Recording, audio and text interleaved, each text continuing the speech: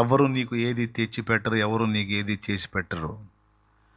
ఒకవేళ అలా ఎవడన్నా చేయడానికి ఇష్టపడ్డా దేవుడు చెయ్యనీయుడు.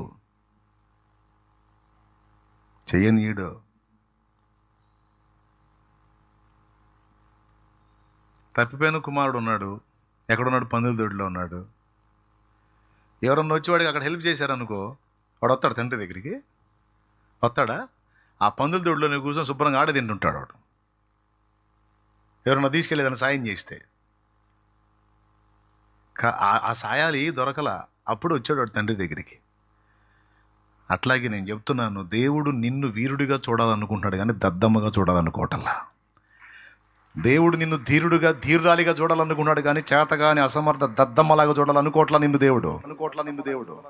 అందుకే ఎవరి కోసం నువ్వు ఎదురు చూసి, ఎవరి కోసం దేహి అని ఎవరి కోసం నువ్వు ఆరాటపడుతుంటే వాళ్ళెవ్వరిని కూడా నీకు అందనీయట్లా ఆయన. అందనీయడు. నువ్వెవరి మీద డిపెండ్ అవ్వటం ఆయనకి ఇష్టం లేదు. నువ్వు ఎవరి దయాదాక్షిణ్యాలతోనో బతకటం ఆయనకి ఇష్టం లేదు. నువ్వు నిలబడాలి, నువ్వు సాధించాలి.